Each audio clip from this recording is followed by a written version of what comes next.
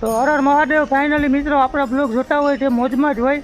તો ફાઇનલી મિત્રો આપણા એક સબસ્ક્રાઈબર આવ્યા છે બરાબર, અને આપણું ઇન્ટરવ્યૂ લીધું બરાબર. તો એ સમજાયું ઘણું બધું આપણે બરાબર. અને તમને શું લાગે આમાં અમે કામ કરીએ? ના, સરસ કામ કર્યું બહુ. ના ના બરાબર.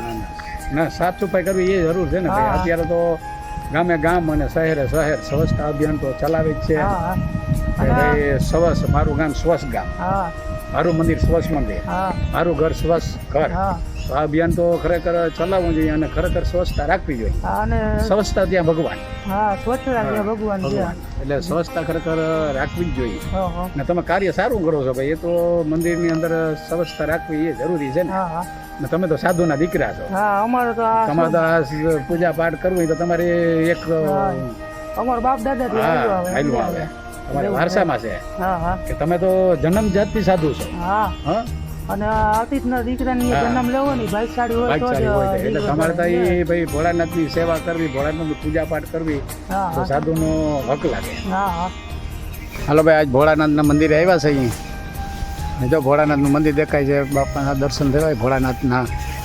અને ભાઈ અહીંયા જો આ બધી જગ્યા છે, બહુ મોટી જગ્યા છે. અહીંયા જે આ સાફ સફાઈ કરે ને આ છોકરા બહુ સેવા કરે છે હો, જોરદાર. દરરોજ સાફ સફાઈ અને એની ચાલુ જ હોય. ને ખરેખર એ કાર્ય કરવું એ બહુ સરાહનીય છે ને. કારણ કે અટાણે કોઈને ટાઈમ જ નથી. ભોળાનાથના મંદિર હોય કે ત્યાં જે સેવાનું કામ કરવું. જો આ ભાઈ છે ને એ તો મારા જ છે. અહીંયા પૂજા પાઠ અને જે પૂજા હોય ઉતારવાની પૂજાય ઉતારે ને બહુ સરસ કામ કરે. આજે આ ઝાડવા છે બહુ ઘણા બધામાં, બિલ્લી છે, ફૂલઝાડ છે, બધું એમાં પાણી પાવું અને એ બધું કાર્ય કરે આ છોકરા. બહુ જગ્યા મોટી છે. ત્યાં વારવું બહુ તકલીફવાળું છે. તો ભાઈ તો એક ટાઈમ લઈને કે એને જો મગ ને એવું પાકી ગયું બધું, એ કે મગ નહીં તો બધું હાલ્યા કરશે. અત્યારે તો આગાહી છે.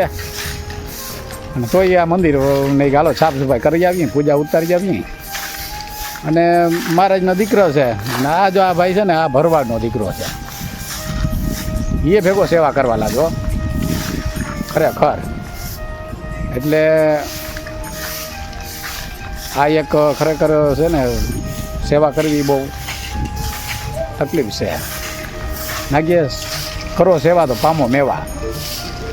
તો આ છોકરા જો કેટલું આમ આ જગ્યા પાસે થોડી નાની છે. અને પાંદડા જો આટલા વૃક્ષ છે, આમાં પાંદડા ખર્યા ખરે થાય. બહુ પાંદડું ખરે. જો તમે જો આ મંદિર છે ભોળાનાથનું. આ વૃક્ષ જો કેવડા કેવડા છે. જો આગળની જગ્યા જો આની આગળ છે ને એ જગ્યા બહુ મોટી છે. બધું સાફ સફાઈ કરવાનું હોય. બહુ પાંદડું ખરે જોરદાર. આ છોકરા બે દરરોજ ને દરરોજ સાફ સફાઈ કરતા હોય. અને ખરેખર આ એક બિરદાવાને લાયક છે. કેમ છે ભાઈ? સારું તમે કામ કરો છો. મજામાં હો. બહુ સારું કામ કરો. તમારું કયું અહીંયા જ ગામ? હા તમે રામ રામ રામ. હું તમે સાફ સફાઈ સારી કરો હો તમે. હા હા સારું કરજો. આ છોકરો છે ભરવાડનો છે. બોલો નાખીએ કે ભરવાડમાં એમાં તો ભગવાનમાં શ્રદ્ધા બહુ હોય. એટલે એ જો એ સેવા કરતો યા જો આખો હામેણો લીધો. આ મહારાજનો છોકરો છે. અને પૂજા પણ ઉતારે છે. હું તમે મંદિરે પૂજા કરવાને એવું આવો છો કે?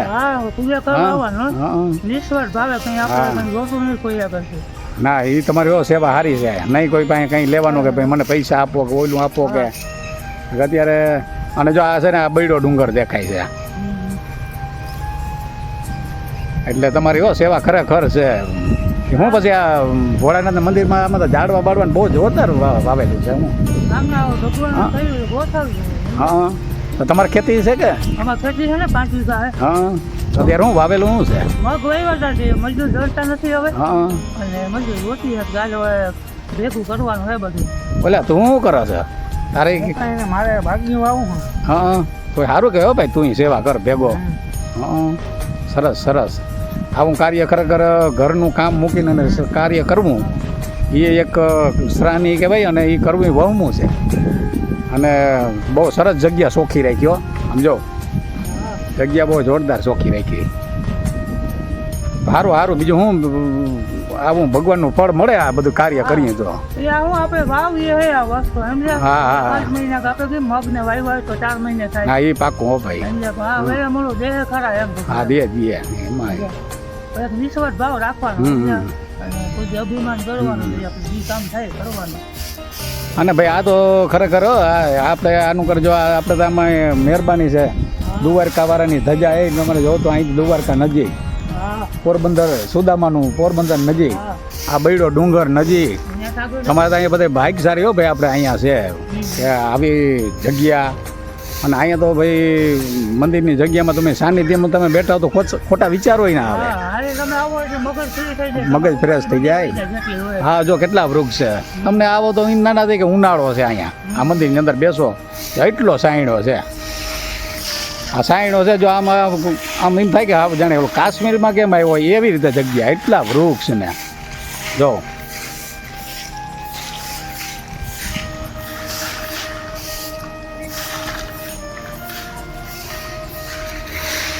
જય ભોલેનાથ, જય ગિરનારી, હર હર મહાદેવ, હર.